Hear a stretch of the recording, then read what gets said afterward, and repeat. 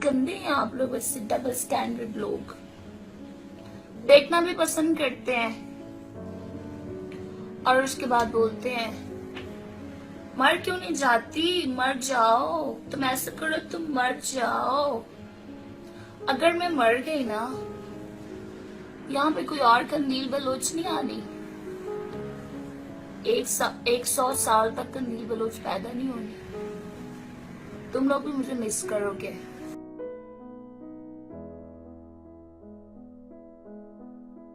मैं उसे फौजिया बुलाती थी। उसने मीडिया में आने के बाद अपना नाम तब्दील करके कंदील बलोच रखा।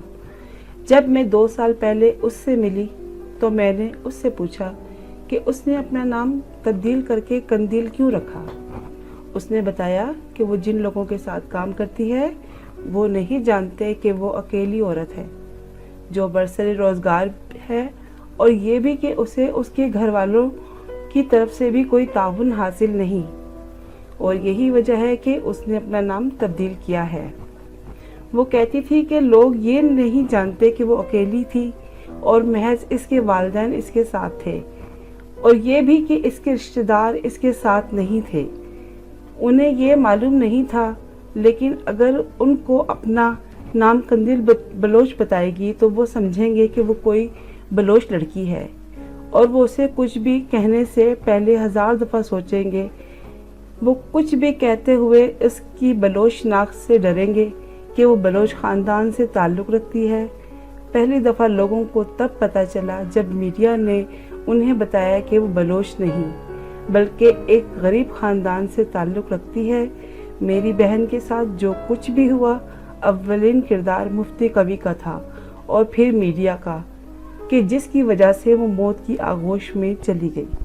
माँ चाहती थी कि इसकी बेटियां पढ़ें। इससे पहले हमारे ख़ानदान में कोई लड़की कभी भी स्कूल नहीं गई थी। मेरे वालिद साहब से लोग तमस्खराना अंदाज में कहते थे कि अरे अब तुम्हारी लड़कियां भी जाएंगी। फिर मेरे वालिद के रिश्तेदार भी इन्हें हमें स्कूल भेजने से रोकने का कहते थे। मेरे वालिद कुछ नहीं कहते थे, मगर मेरी वालिदा ने हिम्मत दिखाई और इन सब के खिलाफ जाकर अपनी बेटियों को स्कूल भेजा। हम स्कूल जाने लगे। कंदील गुड़ियों से खेला करती थी। एक दिन जब वो अपनी कज़न के साथ खेल रही थी तो इसने इन्हें बताया कि कल मैं अपनी नानी के घर जाऊंगी और वहाँ से अपनी गुड़ियों के लिए नए खूबसूरत कपड़े लाऊंगी, और वो तुम के कपड़ों से भी ज़्यादा प्यारे होंगे, क्योंकि हमारी नानी दर्जन थी। अगले दिन वो स्कूल से सीधा बस स्टेशन गई और वहाँ से एक वैगन में बैठ गई। वो उस वक्त 4ठी जमात में पढ़ती थी और करीब कोई 12 या 13 साल की थी। वो ये तसल्ली किए बगैर ही वैगन में बैठ गई कि वो वैगन मुल्तान जा रही थी या डीजी खान। वो वैगन में बैठ गई और वैगन चलती रही। शायद डीजी खान भी गुजर गया और उसे पता न चला। वैगन मुल्तान जाकर रुकी और वो वहाँ उतर गई। वो नहीं जानती थी कि वो किधर है। वो इतनी छोटी थी कि वो रोना शुरू हो गई। करीब ही एक दुकानदार उसे देख रहा था। वो उसके पास आया और प्यार से पूछा, बेटी तुम कहाँ जाना चाहती हो और कहाँ से आई हो? उसने उस आदमी को बताया कि वो शाह सदरुद्दीन से है और वो डीजी खान में अपनी नानी के घर जाना चाहती है। उस आदमी ने उसे बताया कि वो गलती से मुल्तान आ गई है, तो वो मज़ीद रोने लगी और वो आदमी उसे सीधी होम ले गया और वहाँ छोड़ आया। इधर हम सब बड़े परेशान थे। इन दिनों हमारे पास मोबाइल फ़ोन भी नहीं था। इन दिनों घर घर जा जाकर किसी को ढूंढना पड़ता था। हम लोगों से पूछते रहे और से ढूंढते रहे। 4 से 5 दिन गुजर गए। इतने दिन हमारे घर में खाना भी नहीं बना। हमारी माँ रो रो के बेसुध हो गई। वो सोच रही थी कि शायद इसे किसी ने अगवा कर लिया है और इसे यरगमाल बना लिया है। वो हर वक्त यही कहती थी, फौजिया तुम कहाँ गुम हो गई हो। फिर एक रोज़ शाम में बहुत बारिश हुई। उस दिन अब्दुल सत्तार ईदी, जिनका नाम आपने सुना ही होगा, वो कंदील को वापस ले आए। हम सब लोग आग के गिर्द एक दायरे की शक्ल में परेशान बैठे थे। तब वो आए। उन्होंने बताया कि उन्होंने फौजिया से पूछा कि वो घर कैसे वापस जाएगी, तो इसने जवाब दिया कि आप मुझे मेरे गांव ले जाएं, वहाँ से मैं आपको अपने घर का रास्ता बता दूंगी।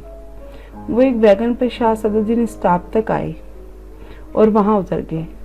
इसने अब्दुल सत्तार ईदी साहब को बताया कि अब जबकि आप मुझे यहाँ तक ले आए हैं, मैं आपको अपने घर ले जाऊंगी।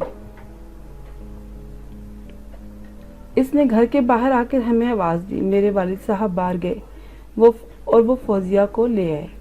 अब्दुल सत्तार ईदी के साथ वापस लौटे। बहुत ठंड थी। इस तरह ईदी साहब और हम सब बहुत खुश थे। हमें हैरत थी कि वो इन तक कैसे पहुंच गई। फिर इन्होंने हमें बताया कि हमने इससे पूछा कि वो कहाँ से आई है और कहाँ जाना चाहती है, तो इसने बताया कि वो नानी के घर जा रही थी ताकि अपनी गुड़ियों के लिए कपड़े ला सके, लेकिन इसे नहीं मालूम कि वो कैसे गुम हो गई। मेरे वालिद साहब ने अखबार में इश्तिहार भी दिया था। इस तरह ईदी साहब को मालूम पड़ा और इन्होंने वो इश्तिहार भी देखा जिसमें हमारा पता और कंदील की तस्वीर भी थी। इस रात ईदी साहब हमारे पास ही ठहरे। हमारे घास फूस के कमरे में हमने इन्हें इफ्तारी करवाई और इनके लिए चाय और उबले अंडे बनाए। ठंड थी, इनके कपड़े गीले थे, लिहाजा हमने इन्हें अपने अपने वाले कपड़े दिए। इन्होंने वो पहन लिए। सुबह हमारे वालिद साहब इन्हें वैगन स्टॉप तक छोड़ आए। वो पहली दफ़ा थी जब फौजिया वैगन में सवार हुई और इसके बाद इसे कभी स्कूल जाने की इजाज़त नहीं मिली। कंदील के बारे में जितनी भी बात की जाए कम है। उसकी बहुत सी यादें हैं। वो मेरा बहुत ख्याल रखती थी। हम एक ही कमरे के मकान में रहते थे। इस जगह टीवी रखा होता था, इस जगह उसकी टीवी ट्रॉली पे किताबें रखी होती थी। इस तरफ बिजली का बोर्ड हुआ करता था। यहाँ उसका बिस्तर लगा होता था और ये उसका तकिया होता था जिस पे वो सर रख कर सोया करती थी। वो हर वक्त अपनी पढ़ाई में मसरूफ़ रहती थी। वो स्कूल में अपनी क्लास में मॉनिटर थी। उसके असातिज़ा उसका बहुत ख्याल रखते थे और उससे बहुत खुश थे। वो सब कहते थे कि कंदील एक ऐसी बच्ची है जो हमेशा साफ़ सुथरे कपड़े पहन कर आती है। इसके कपड़े अच्छे से इस्त्री भी होते थे, उसके जूते भी साफ़ होते थे, उसकी जराबें भी साफ़ होती थी। इस वजह से सब जो टीचर थे, जो उसके उस्ताद थे, वो उससे बहुत प्यार करते थे। घर में जब वो टीवी देखते देखते थक जाती थी तो पढ़ने लगती थी, और जब पढ़ाई से थक जाती थी तो फिर वो नमाज़ पढ़ती थी, कुरान पाक की तिलावत करती थी। और जब वो इन सब चीज़ों से उसका दिल भर जाता था तो फिर वो खेतों की तरफ निकल जाती थी। वहाँ जाकर वो मुझे कहती थी, माँ मुझे भी दरांती दो, मैं घास काटूंगी। वो कभी अपने शौक़ से घास काटती थी और फिर घास काटते काटते वो अपना हाथ ज़ख्मी कर लेती थी। इसी तरह जब गंदम की कटाई के दिन होते थे तो वो कहती थी, माँ मैंने भी इसमें हिस्सा लेना है।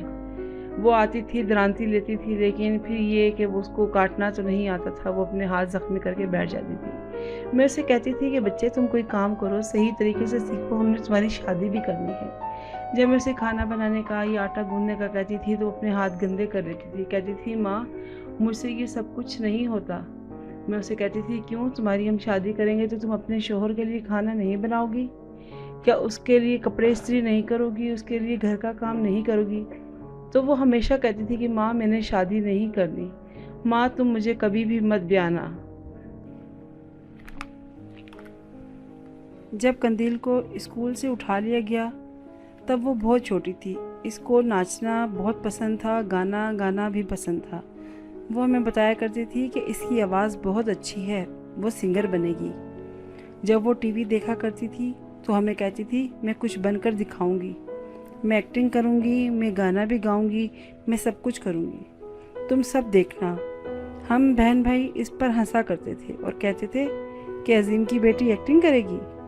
वो कहती थी, हाँ मैं करके दिखाऊंगी। बहुत साल पहले मुल्तान में हमारे भाई की शादी पर कुछ लड़कियां शहर से आईं, और जब डांस का मुकाबला हुआ तो मेरे भतीजे ने उन लड़कियों को बताया कि मेरी आंटी फौजिया जो कि एक गाँव की लड़की हैं, तुम शहर की लड़कियों से डांस के मुकाबले में जीत जाएंगी।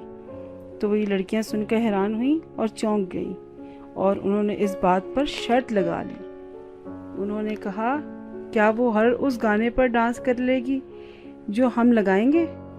भतीजे ने जवाब दिया, हाँ। भतीजे ने अपनी आंटी फौजिया से पूछा, क्या अगर मैं उनको गाना लगाने का कहूँ तो क्या आप नाचोगी? फौजिया ने जवाब दिया, मुझसे मत पूछो, जो गाना लगाना चाहो लगाओ, मैं हर म्यूज़िक पर नाच लूँगी, पर एक शर्त है कि ये लड़कियां भी उन गानों पर नाचेंगी जो मैं लगाऊंगी। शहर की लड़कियों ने कहा, हाँ हम करेंगे।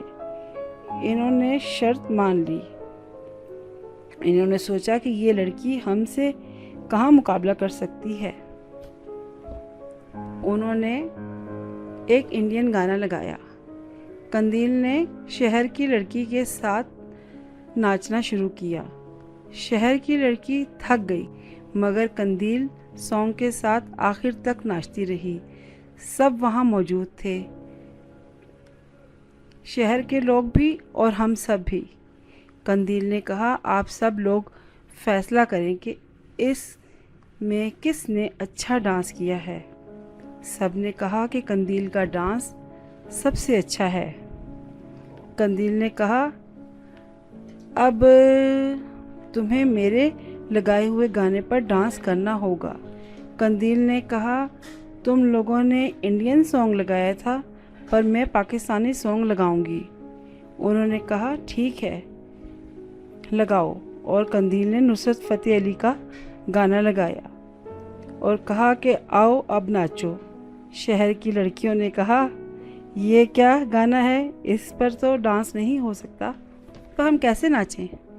कंदील ने कहा, क्यों नहीं नाच सकते, मैं करके दिखाती हूँ। कंदील ने उस गाने पर भी नाच कर दिखाया। शहर के सब लोग हैरान थे। सब ने कंदील की हौसला अफजाई की। मेरे भतीजे को यकीन था कंदील जीत जाएगी, और वो कह रहा था कि मैंने कहा था ना, कंदील जीत जाएगी, शहर की लड़कियां हार जाएंगी।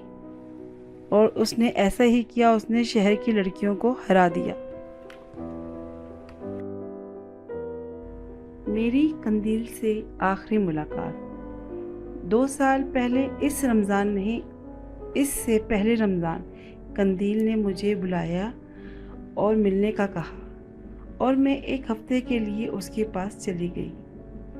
इससे पहले मैंने ना कंदील की आवाज़ सुनी थी, ना ही इसको देखा था।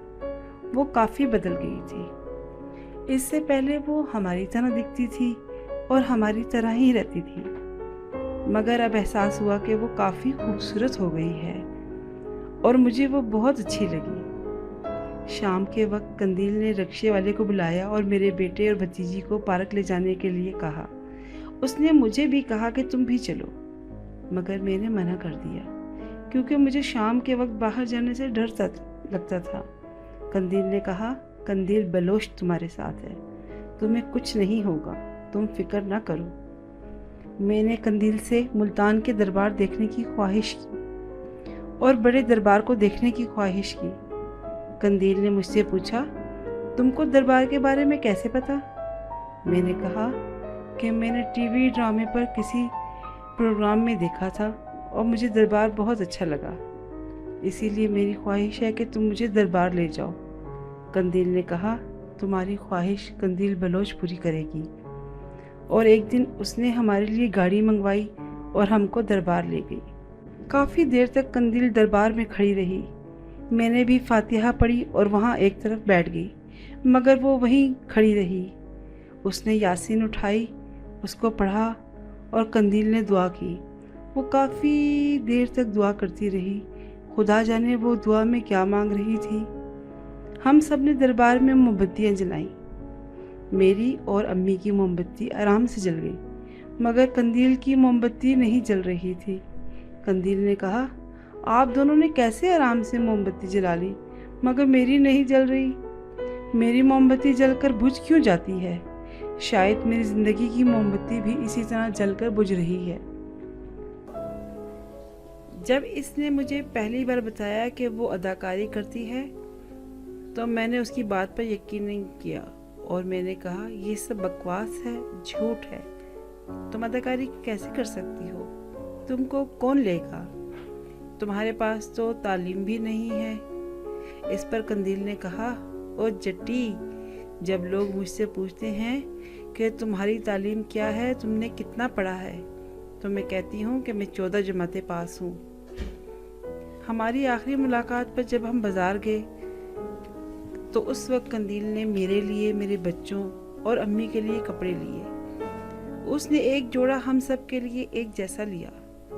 दुकानदार उस जोड़े की कीमत 1200 बता रहा था और मैं इस जोड़े के लिए उसको 1200 अदा करने के लिए बिल्कुल तैयार नहीं थी। कंदील ने मुझसे कहा कि कोई बात नहीं, इस जोड़े की कीमत मैं खुद अदा करूंगी। मगर मैं फिर भी दुकानदार से लड़ती रही और कंदील ने दुकानदार को उसके मुंह मांगे दाम दे दिए। कंदील ने एक जोड़ा मेरे बेटे के लिए भी लिया, उसकी कीमत भी 1200 रुपये ही थी। फिर कंदील ने मुझसे कहा कि उसने अपने लिए खूसे लेने हैं, तो मैं उसको खूसों की दुकान पर ले गई और उसको रास्ते में यही समझाती रही और नसीहत करती रही कि खूसों की कीमत 500 रुपये से ज़्यादा नहीं, तो तुम उसको 500 रुपये ही देना। इस पर कंदील हंसने लगी और कहने लगी, तुमको कैसे पता कि इनकी कीमत 500 है? मैंने बताया कि मैं यहाँ से ख़रीदती रहती हूँ। हंसने लगी, कहने लगी, वाह जट्टी, तुम तो बहुत चालाक हो गई हो। हम खूसों की दुकान पर गए, उसने अपने लिए खूसे लिए और उसने मुझे भी खूसों का एक जोड़ा लेकर दिया। मैंने कंदील से पूछा, तुम्हारे पास इतना पैसा है, फिर भी तुमने एक भी चीज़ सोने की नहीं पहनी हुई, ना तुमने सोने की अंगूठी पहनी हुई है, ना तुम्हारे कानों में जो बालियां हैं वो सोने की हैं, तुम्हें लेनी चाहिए। कंदील ने मुझसे पूछा, क्या तुम मेरे साथ चलोगी सोने की बालियां और अंगूठियां लेने के लिए? मैंने कहा, हाँ क्यों नहीं। फिर हम वहाँ से ज्वेलरी की दुकान पर गए और कंदील ने 2 छोटी छोटी सोने की बालियां ली। वो सोने की बालियां मौत के वक्त भी कंदील ने पहनी हुई थी। वही बालियां थी जो हमने एक साथ ली थी। मुझे अच्छी तरह याद है। कंदील अपने वादे की पक्की निकली। बालियां पहनते वक्त उसने मुझसे वादा किया था कि वो ये बालियां कभी नहीं उतारेगी, और उसने ऐसे ही किया। कंदील की वो बालियां मैंने अपने हाथों से पहनाई थी और उसके मरने के बाद मैंने खुद उसके कानों से अपने हाथों से वो बालियां उतारी।